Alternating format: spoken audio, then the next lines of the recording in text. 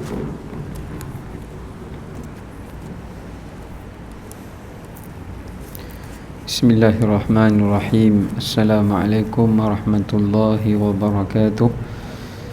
Innal hamdalillah nahmaduhu wa nasta'inuhu wa nastahdihi wa nastaghfiruh wa na'udzu billahi min shururi anfusina wa sayyiati a'malina. Man yahdihillahu fala mudilla lahu wa man yudlilhu fala hadiya lahu. Asyhadu an la ilaha illallah wahdahu la syarika lahu wa asyhadu anna Muhammadan abduhu wa rasuluh. Allahumma salli wa sallim wa barik ala sayyidina Muhammad wa ala alihi wa ashabihi ajma'in. Qala rabbi shrah li sadri wa yassir li amri wahlul 'uqdatam min lisani yafqahu qawli. Amma ba'd. Alhamdulillah, kita rafa'kan kesyukuran kepada Allah Ta'ala di atas segala rahmat dan kurniaan. Pada malam ini kita diberikan peluang untuk dapat kita menyambung pengajian kita pada tempoh hari berkenaan dengan kitab Bahrul Madhi, berkenaan dengan tajuk bab salat di atas busut, yakni hamparan yang berbulu. Baik, kita lihat tentang pecahan daripada tajuk hadis ini, iaitu sembahyang di atas hamparan. Bagaimanakah hukumnya?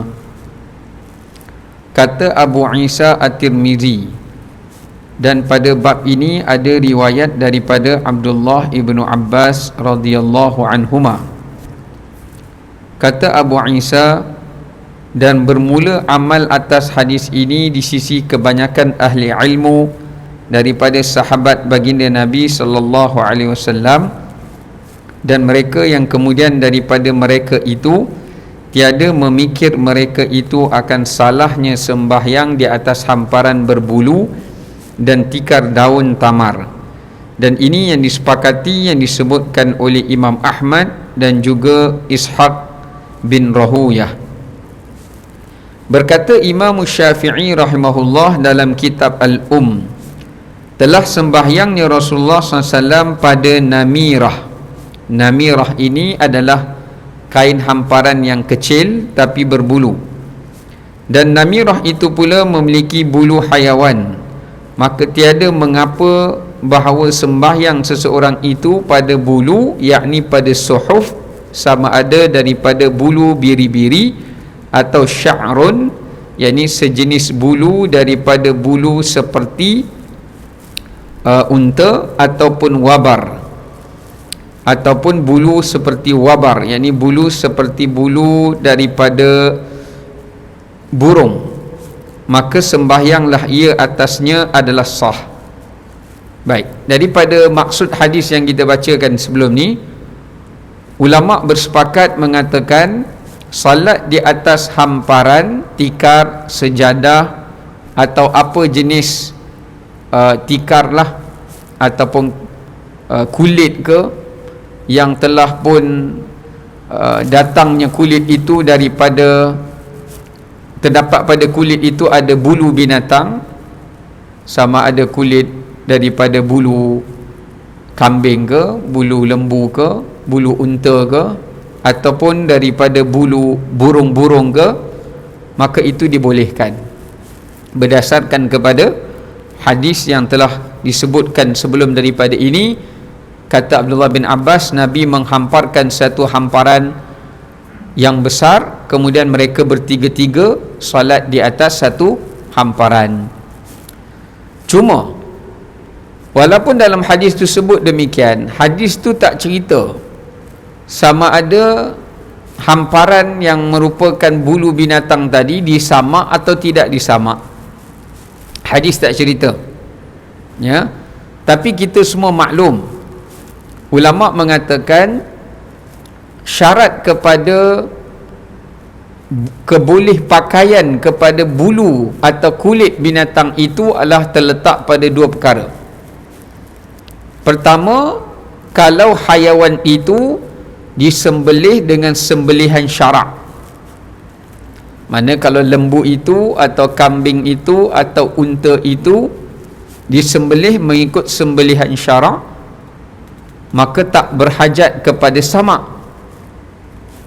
Boleh diambil kulit tersebut dan dikeringkan lalu dijadikan sebagai hamparan.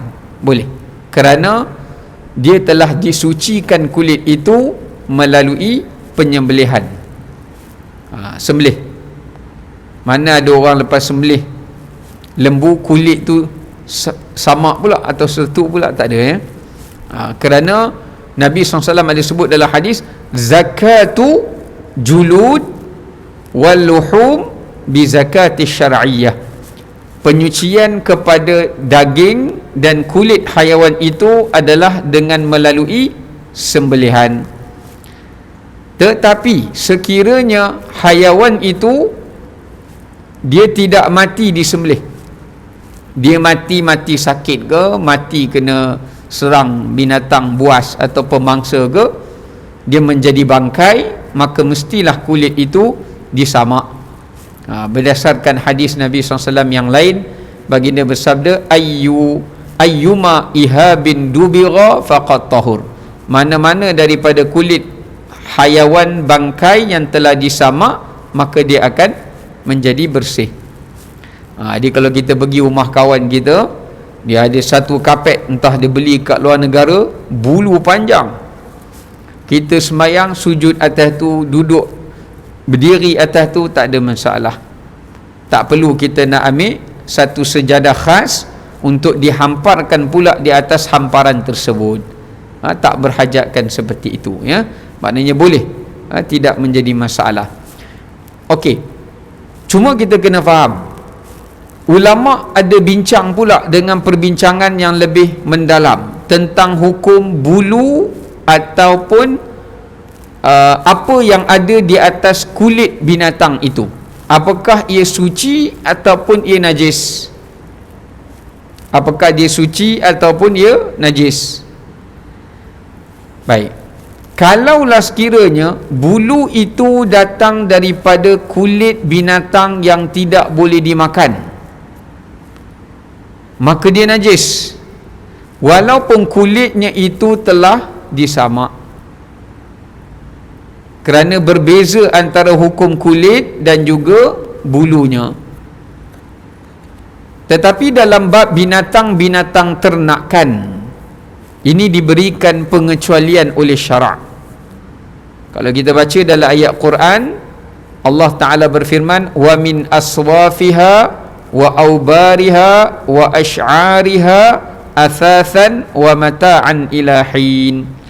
Kata Allah, wa min aswafiha, daripada bulu kambing biri-biri yang kita tengok gumpal-gumpal tu, gebu-gebu tu, wa min aswafiha wa aubariha, yakni bulu seperti bulu unta pada kulitnya, wa ash'ariha, atau bulu yang ada pada lembu atau kuda, asasan, kata Allah, Allah jadikan itu sebagai perhiasan perabot kamu, maknanya permaidani bagi kamu, wa mata'an ilahin, dan dia menjadi satu benda yang memberikan penggunaan manfaat kepada kamu bila yang kamu perlukan.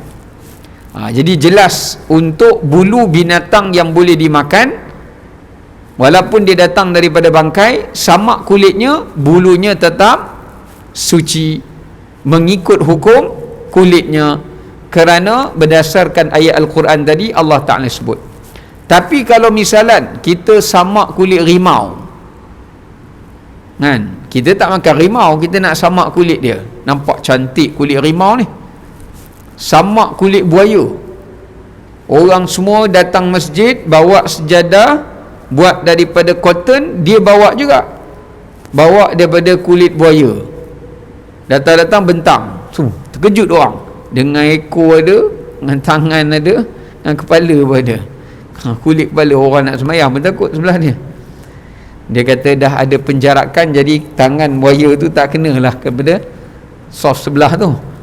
Tapi kulit sajalah, tak adalah daging. kulit saja. Ada yang bawa bergulung-gulung, rupanya apa? Kulit ular. Pum. Daripada soft depan sampai soft belakang kongsi. Duduk dalam satu tikar. Contoh. Ya. Baik. Ataupun binatang-binatang yang ada bulu lah. Beruang kutub ke apakah yang daripada binatang pemangsa. Dalam mazhab Syafi'i, semua kulit boleh disamak melainkan kulit anjing dan khinzir. Yang ni tak boleh disucikan dengan samak kerana dia merupakan najis yang berat. Ya, najis yang berat. Adapun selain daripada itu, dia boleh disamak. Dia boleh disamak. Tetapi kulitnya, untuk bulunya, dia perlu dibersihkan dengan cara penyucian yang lain. Maknanya secara berasingan. Secara berasingan. Ini menunjukkan ada perbezaan di antara kulitnya dengan bulu yang masih melekat pada kulit itu. Bulu yang masih melekat pada kulit tersebut. Maka disebabkan kerana itu, sebahagian para ulama menyatakan tidak memadai dengan menyertu kulit itu semata-mata, tetapi perlulah juga ia disucikan, maknanya dibilas, dicuci pada bulu pada kulit binatang itu dengan air yang mutlak. Tapi dia bukan kena sertulah, maknanya dia perlu dibasuh seperti mana biasa, kemudian bila kering maka bolehlah ia dimanfaatkan atau dipakai. Ya. Okey. Jadi maksudnya secara tidak langsung, majoriti para ulama membenarkan untuk kita salat di atas apa-apa saja kulit binatang yang telah disamak, kecuali dalam mazhab Syafi'i kulit khinzir dan kulit anjing. Dua ni tak boleh. Sama ada kita nak duduk buat amparan saja, atau nak buat tikar semayang atas dia, atau nak buat perhiasan untuk alas apa-apa, benda itu diiktibar sebagai najis. Maka bila benda itu najis, dia tak boleh dimanfaatkan. Walaupun untuk perhiasan, tak boleh. Itu dalam mazhab Syafi'i. Tapi ada setengah mazhab dia kata kulit apa pun boleh samak, sebab Nabi tak bagi pengecualian. Nabi kata mana-mana kulit disamak bersih. Nabi tak kata kecuali kulit khinzir, Nabi cakap. Jadi ada mazhab lain kata buh kulit anjing ke, buh kulit khinzir ke, kalau samak boleh pakai. Nak buat perhiasan ke, nak semayang atas tu ke, tidak ada masalah. Ya, tidak ada masalah. Tetapi di sana adanya satu hadis daripada Nabi SAW. Nabi melarang kita duduk di atas kulit binatang-binatang buas. Ada hadis kata Anas bin Malik, naha Rasulullah sallallahu alaihi wasallam an julusi tahta juludis siba. Nabi sallallahu alaihi wasallam melarang untuk kami duduk di atas kulit binatang buas. Kalau tanya sah tak sah salat, ulama kata sah. Pasal kulit itu sudah disertu, sudah disamak, jadi dia bersih. Cuma Nabi larang tu kerana Nabi kata ada sifat bermegah-megah.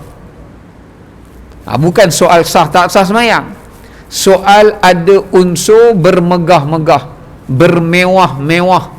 Sebab tu Nabi larang. Sebab tu sebahagian para ulama kata kalau semayang juga atas tu salat sah, tetapi dia telah melakukan perkara yang dilarang dalam masa yang sama. Contoh macam orang curi sejadah orang lain. Dia curi sejadah orang, dia semayang atas sejadah orang, tapi salat dia semua cukup rukun. Sah atau tidak sah salatnya? Bagi sebahagian mazhab kata sah. Cuma dia semayang sah, tapi dalam keadaan berdosa. Sebab apa berdosa?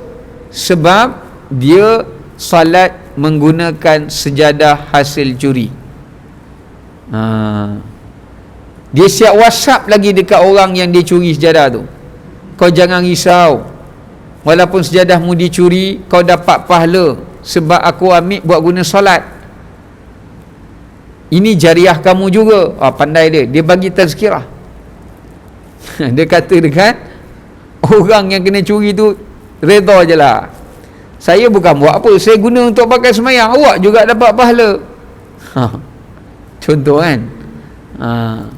Jadi ada dua pandangan ulama. Dalam mazhab Syafi'i kata sah solat dia, sebab tempat solat tak ada kena mengena dengan rukun solat atau syarat sah solat. Yang diletakkan syarat sah solat hanya bersih, tak kata pun mesti benda tu milik dia. Jadi mazhab Syafi'i kata solat sah, tapi berdosa lah sebab curi tikar orang. Tapi setengah mazhab yang lain, dia kata kalau pakai sejadah curi tak sah solat. Pasal syarat nak bagi kepada sah solat tu bukan sekadar tempat solat kena suci, tapi mesti halal. Itu ada pandangan yang berbeza lah, ya. Tapi dalam mazhab Syafi'i tetap kata sah. Sama juga macam kita semayang atas kulit beruang, kulit buaya ke, kulit ular ke yang telah disamak, sah atau tidak sah? Sah. Cuma berdasarkan hadis tadi tu, baginda kata dia adalah perbuatan, tapi dalam mazhab Syafi'i kata makruh, dia tidak kata haram. Nabi larang tu kerana untuk megah. Yelah, kalau tuan-tuan pergi satu rumah orang lain beli kapet biasa je, kat Nilai ke apa ke, dia kapet dia semua binatang buas. Dekat ruang tamu kulit beruang kutub utara, pergi kat dining pula tempat makan, bawah tu kulit rimau pula. Kita tengok dia ni macam pemburu haram. Lapik meja kulit ular. Sudah, semua kulit binatang buas. Misalnya, sebab apa Nabi larang? Sebab amalan budaya Rom, mereka ni bila nak tunjuk kemegahan, mereka bunuh binatang-binatang buas ini, lalu mereka jadikan kulit mereka sebagai alas hamparan dan tikar permaidani mereka untuk mereka bermegah-megah dengannya. Dia bunuh, yang ni binatang lagi besar, tengok kapetku, yang ni bunuh pula. Dia jadi tujuan dia adalah untuk tafakhur, menyombong atau hendak berlumba-lumba. Sebab tu Nabi SAW melarang untuk duduk di atasnya. Bukan Nabi larang sebab disebabkan najis, Nabi larang kerana ada unsur sedemikian. Ya.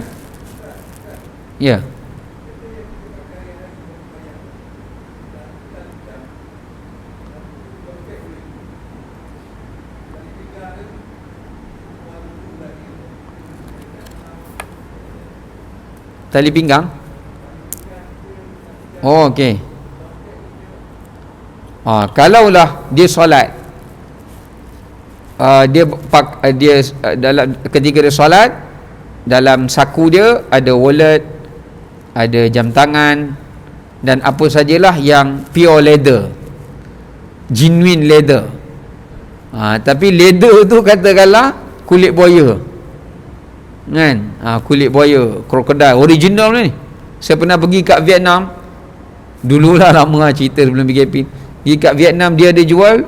Saya kata duit dia, wallet dia simple je design, apa mahal sangat. Ada yang sampai $1,000. Kata ni apa ni? Dia kata ni kulit buaya betul Ustaz. Kita pun tak nak beza kulit buaya betul dengan kulit buaya campur ke apa, kita pun tak tahu. Tapi memang dia tunjuklah sebelah tu replika buaya. Ni kulit handbag ke wallet ke, memang mahal lah, ya. Kalau sekiranya dia bawa dalam semayang, tak ada masalah, sah. Mengikut pendapat majoriti yang mengatakan mana-mana kulit kalau sudah disertu, dibersihkan, maka dia bersih. Cuma tadi isunya kalau dia jadikan kulit tu sebagai hamparan solat saja, untuk dia duduk atau untuk dia solat di atasnya, itu saja yang Nabi larang. Tapi kalau sekadar dia pakai wallet, pakai jam tangan atau tali pinggang yang dia pakai untuk kegunaan, bukan untuk bermegah. Dia pakai tu untuk kegunaan. Wallet simpan, kita tak tayang ke orang. Tapi kalau permainan ini kita tayang, ya. Jadi disebabkan itu hukumnya berbeza, ya. Okey. Kata Imam Nawawi dalam Syarah Muslim, harus sembahyang atas suatu yang mendinding antaranya dan antara bumi daripada kain dan tikar dan bulu dan yang lain daripada yang demikian itu, dan sama ada tumbuhan daripada bumi atau bukan tumbuhan. Inilah hukum pada mazhab Syafi'i dan majoriti. Imam Nawawi mengatakan harus hukumnya, kalau kita nak salat, kita hendaklah salat dengan benda yang berdekatan dengan dinding. Tujuan dia nak jadikan sutrah. Kalau kita nak semayang, afdalnya paling dekat dengan dinding. Kalau tak ada dinding, tiang.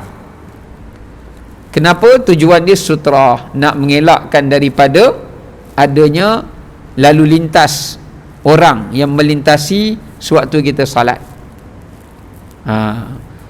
Kemudian dia kata hendaklah seseorang itu salat,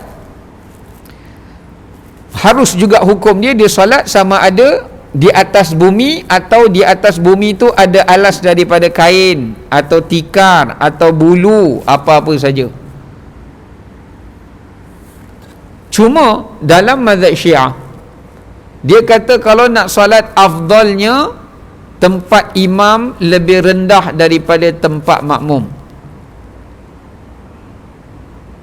Tempat imam lebih rendah daripada tempat makmum. Jika tempat imam lebih tinggi daripada makmum, maka batal solat. Siapa yang batal? Solat imam batal. Bila imam batal, semua batal lah. Tak boleh lah. Kerana bagi mereka, imam perlu lebih dekat dan lebih secara langsung terkena pada bumi.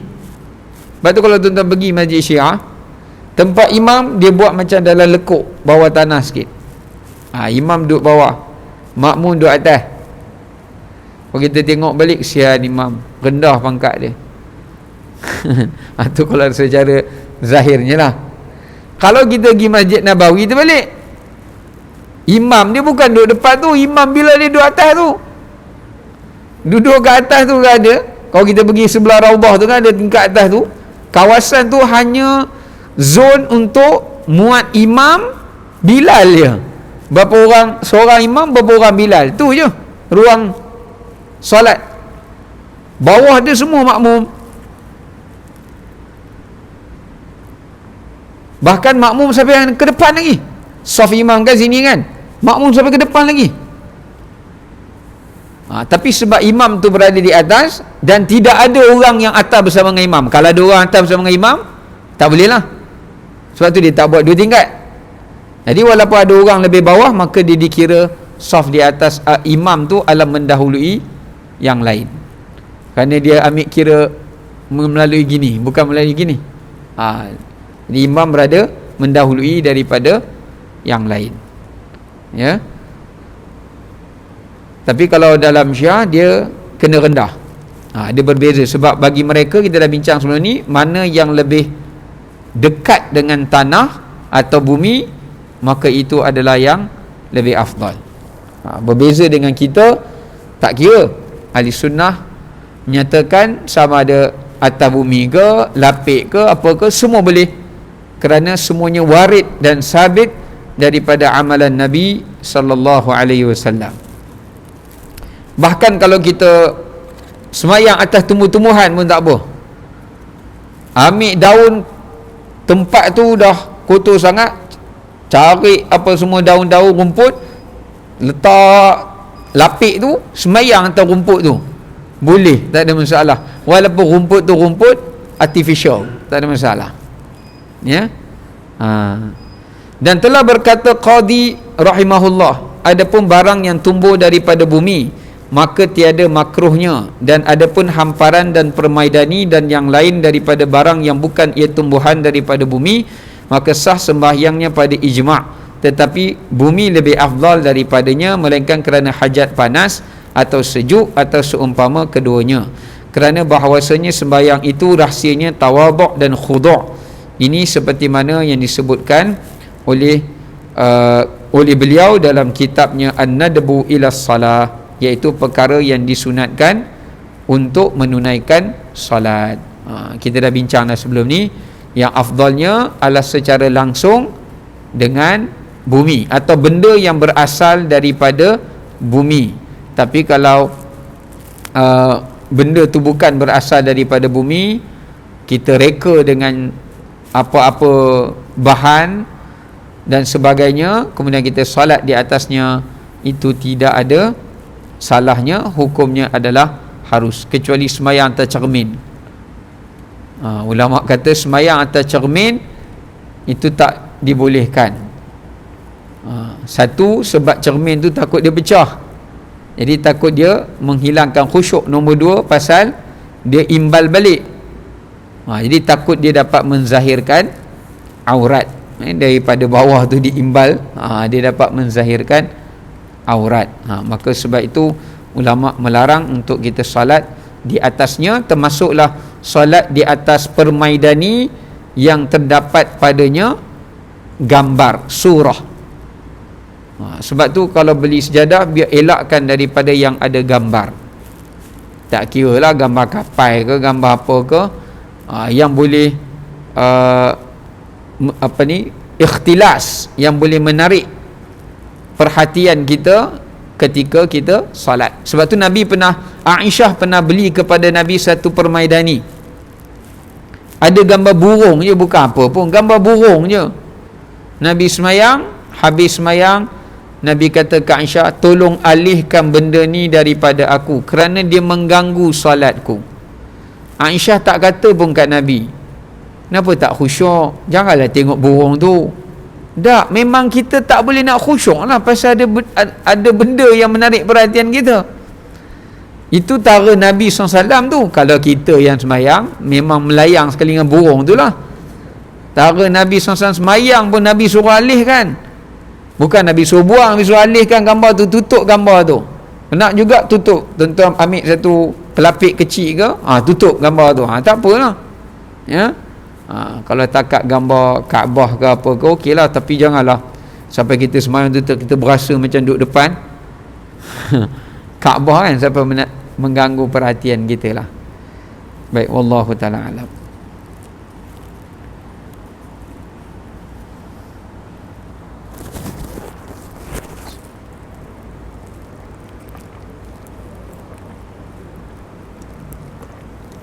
Allahu Akbar, Allahu Akbar, Allahu Akbar, Allahu Akbar.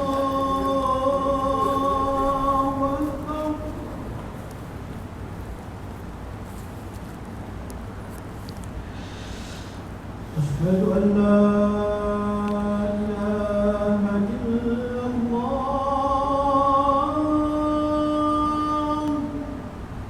Asyhadu an la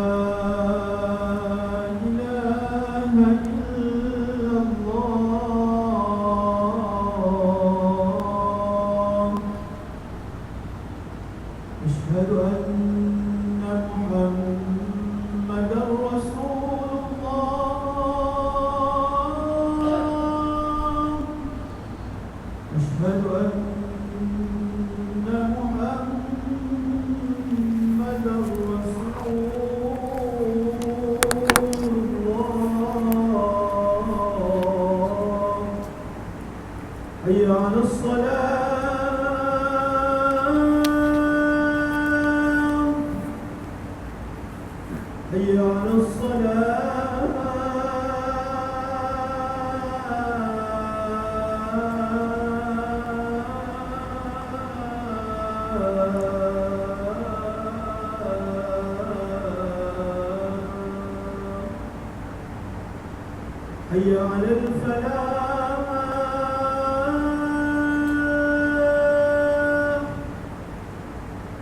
حي على الفلاح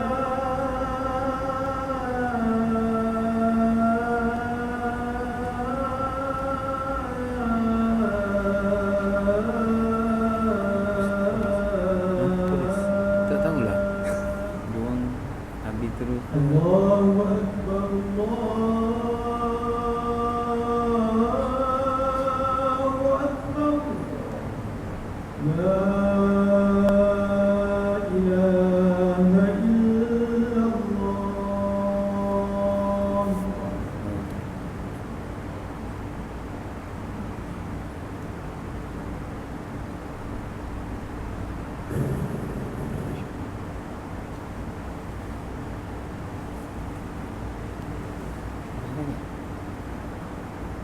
Dia sambung lagi kan apa? Ha? Tak tahu. Ada kot.